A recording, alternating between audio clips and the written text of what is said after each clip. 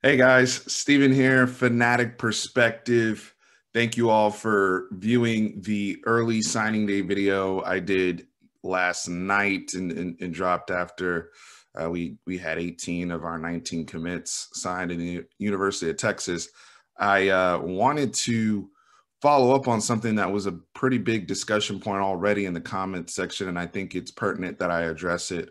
Shout out to Des Guerin and some of the other guys who have been commenting about the quarterback room situation and the significance of the Jaquindon Jackson transfer, Sam Ellinger ultimately graduating and moving on to the NFL, and where that leaves us ultimately with a Hudson Card, Casey Thompson type showdown. So I want to kind of get into all that, some of the history behind where we're at as a Texas base, and just kind of clear some things up that I started to kind of go down in yesterday's video. Before I get to that, make sure you hit that like button. We're doing QB talk today. I know that's some of y'all's favorite content. Appreciate everyone that smashes that like button. Please continue to help us grow. Like, share, subscribe. Now, this is all with the assumption based on Tom Herman's presser and everything, and kind of reading the tea leaves and the quarterback, the Senior Bowl invite for Sam Ellinger, that he would be moving on after the season.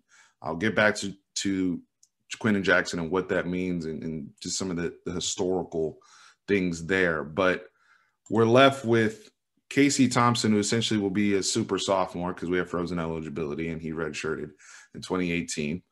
You would have Hudson Card, who's going to be a freshman again, and Charles Wright, who's coming in from Austin High, who we spoke about yesterday, who will also be a freshman. So that, as of post bowl game, no transfer portal stuff, that's essentially your quarterback room. And I know many people right now are excited for the Hudson Card era, especially if Mike Yurcich is still here and Tom Herman is still the head coach and Mike Yurcich is still running the Mike Yurcich offense and transitioning to that.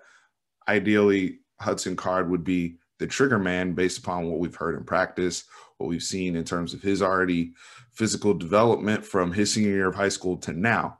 But there could be a major dilemma here making that transition over the course of, if we get a real spring practice and everything in a real fall camp in 2021.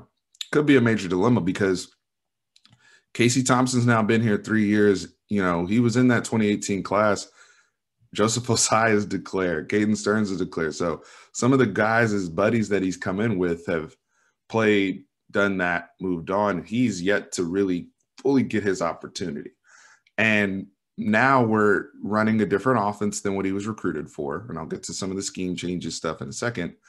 But Casey Thompson's really left in a situation where, coming in over the spring, he's going to have to win the job outright. Because I've always said, and I think the coaches adhere to this as well, if it's close or you guys are even, the younger man will get the benefit of the doubt and ultimately win the job. Now, I think that they'll probably do the whole thing where they do the either or and play it out through the spring. They'll play it out through the fall and then try to name a starter before the first game. I mean, that's how we've done it in the past. That's how a lot of schools do it. But whether you run the risk of losing Casey Thompson is what I'm getting at. And now you have a quarterback room potentially going into, again, portal aside, of Hudson Card and Charles Wright, who's not physically developed yet. So how does Texas navigate this? Now, Casey Thompson winning the job, I'm not saying you have to give it to him or anything like that. He's going to have to that's on him. That's a Casey Thompson problem. That burden's on him. So all you guys that have advocated to see him play and are big Casey Thompson fans, RJ as well, and everybody that's advocated for him, he's going to have to come in there and outplay Hudson Card. Now, what we heard from behind the scenes is that Hudson Card may have already passed him, or they may be even, and Casey's really just the number two because of experience and being behind Sam, and it makes sense for now. But going into next season, with the way Hudson Card is ramping, and if he continues to ramp at this pace, theoretically he could be your starter 2021. So if that happens and Casey Thompson is, still the number two guy, I could very easily, he's already, kind of gone the way of the portal and come back. And like I said, he's been here 3 years now. So if it comes to that, Texas is going to have to hit the portal again to get another quarterback. They need insurance. You cannot go into next season with just Hudson Card as well as he hasn't played yet, right? So you don't know for sure definitively that he's going to be the guy and be everything you want him to be as quickly as you want him to be. He can show everything in practice. We still have to see it on the field. I think that Hudson Card will be, especially with Mike Yurcich. I think that's even a better marriage potentially than what we have with Sam Ehlinger from a skill set perspective. But we got to see it. That's number one. Can he play? Number two, injury. We know he could come and ball out, and then 2 games in, Arkansas game or whatever, whenever we play them, he gets hurt, and now, we got nothing left, right? So that factors in. COVID still. I know vaccines are coming, and hopefully we're in a much better place, but we still could have, COVID lists. We don't know what the world's going to look like at that point. So Texas is going to have to get some sort of insurance. When I say insurance, hitting the transfer portal, maybe getting somebody that's had some starts or is looking to rebuild their career and get some better coaching or be in a better situation. You're going to have somebody there that is going to be ready to play, because what I'm trying to avoid is Charles Wright being your number 2 in 2021. We can't have that. That goes to screwing with people's developments. People are developing at different paces. I really like Charles Wright. He needs time. He needs physical development in this program to really work on his body, right? And I've said yesterday, I have no issue with Tom Herman saying that he can forecast and see Charles Wright one day being the starting quarterback of the University of Texas. But it needs to be on that Mac Jones type timeline that you saw at Alabama. And that's why Alabama is promoting what they are, right? Because even with some of their 3-star guys, whatever, they're able to physically develop them and give them a little bit more time. So when they're ready to play, they're ready to go, right? Mac Jones, even Tua, who's 5-star, Elite 11 guy, and look at his body coming in and leaving the program. That's why they have the whole built by Bama moniker, right? So we have to start moving in that direction. And that starts with giving the people that need time, and having a plan in place to support yourself in the quarterback room over that period of time. So that's very important. And I just think that if that gap gets wide between Hudson Card and Casey Thompson could be out the door. But if you're Casey Thompson, you got to come in and try to win the job outright. There can't be this whole, Casey had a good day today in this practice, and then Hudson Card was a little bit better today in this practice. Hudson Card going to end up being the starter. And I would do the same thing too. So this isn't trying to play favorites. I'm just trying to make sure we have the best guy available for Texas, and we have the relevant depth that we're going to need behind it.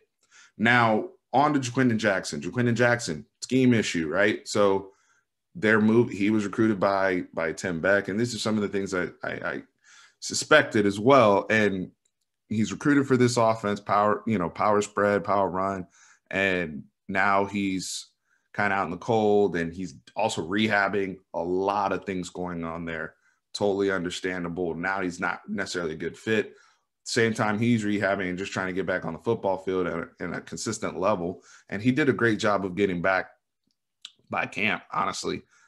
Hudson Card is developing rapidly, right? And is clearly the fit for what they want to do offensively throwing the football. So it's a big loss for us. Many of us wanted Jaquindon to get that chance, just knowing the superstar he was at Duncanville, the superstar potential that he has. So one of these programs out here is going to get very, very lucky to get his services if they choose to build around him and his skill sets and develop his gifts as, his arm and the things as a passer, because he still has work to do there in becoming a great college quarterback. But I'm going to say this, because this is an issue that Texas has faced, and then we'll end the video here. If I had to change my boss every 6 months, or if you had, those of you wherever you work, or if you report to somebody or whatever, but if things were constantly changing of not just who I report to, but how I'm supposed to do my job, or just little tweaks and things like that. And I always feel like I'm either in rebuilding or learning mode, and I never become a master of the craft. How frustrating would that be? Because I asked that question because I feel like that's where Texas has kind of been really for the last 20 years. And it's been an issue for the last 10 years, but we've constantly changed things often. The first 10 years, so if we go back to 2000, right? We're essentially a pro style offense with Chris Sims. We had the whole Chris Sims, Major Applewhite. Eventually it's Chris Sims. 2001, 2002 as Major Applewhite graduates. And that from Sims to Vince Young to Colt McCoy, that those changes in our offensive style make sense because it was really catered to the skill set of the quarterback. So I don't really have too much of an issue there. And they were wildly successful in winning football games. They didn't have the same conference, Big 12 conference title success that maybe they should have had, but they won a national championship. They made another national championship appearance. They had a couple seasons with one loss. Like, they were dope. Best winning percentage of the 2000s. You're not going to hear too many arguments from me there, even though they went from pro style to trying to figure it out with Vince Young. Because if you remember when Vince Young took over, like 2003-ish, they were still in the pro style stuff with Cedric Benson and Roy Williams, and they kind of stumble into the zone read option stuff, and they build up more of like a spread run with Vince Young, win a national championship. Awesome. Transition to Colt McCoy. That offense now evolves. Still Greg Davis stuff, but it evolves to more of a traditional spread with some good West Coast stuff built in there for Colt and his skill set. Okay, cool. We run that into 2010. Insert Garrett Gilbert. He comes from Lake Travis, where they're running air raid concepts, but we all of a sudden go to pro style and kind of back to the whole what we were doing with Chris Sims and all that becomes a disaster. We try to go back to, when Hudson gets here, and by that time we have young guys. Hudson gets here. We want to run kind of like that Boise State offense, which is a hybrid of the spread and pro style stuff. Really dope offense, honestly. It's some of the stuff that the Cowboys run under Kellen Moore, but a lot more formation variation, stacks, bunches, all that type of stuff. But we didn't really have the trigger man fully developed there, right? We had some pieces, but we didn't have the special player there. We go to Major Applewhite. This is all over the last 20 years. Keep up with me, y'all.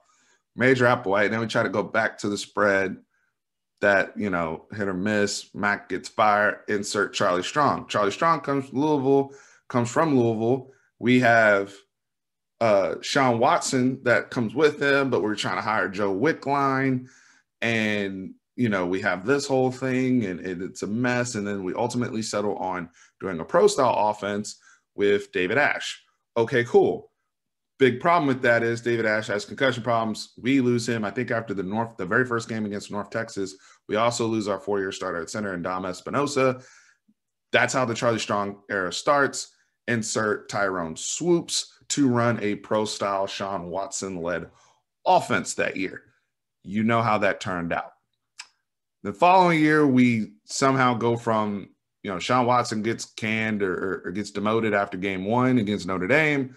We go from Swoops to Gerard Hurd, and Jay Norvell gets in there calling plays, and we're, kind of power run, quarterback run based offense because of Hurd's skill set, and he's underdeveloped.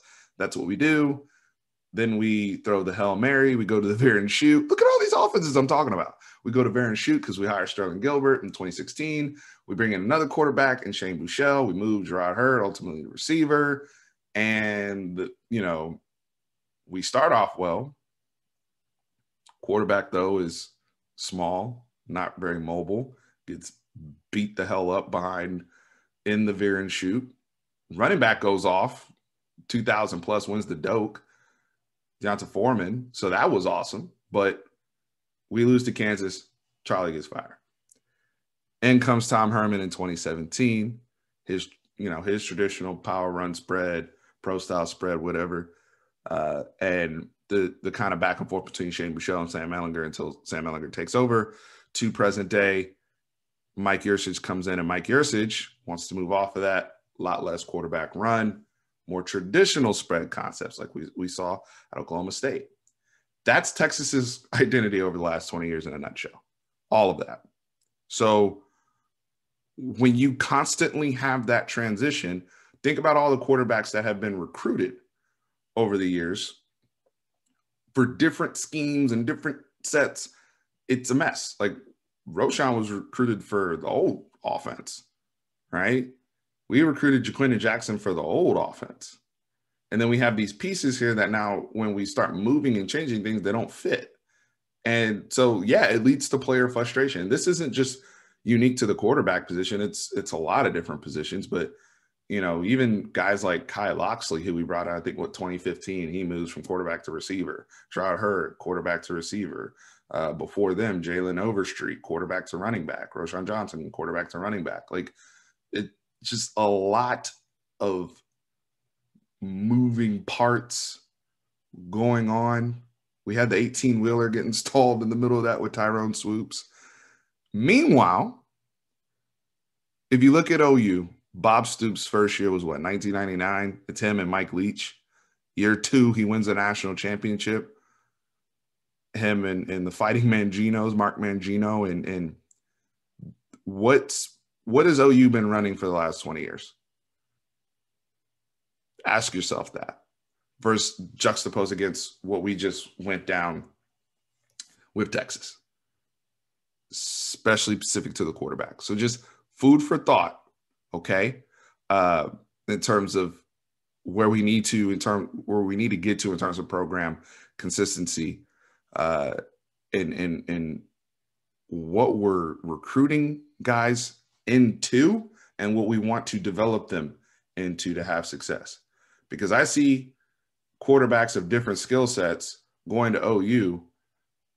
They tweak some stuff, but they have a baseline. And those guys go there to thrive in that offense. They know what they're getting into. They know how they're going to be coached.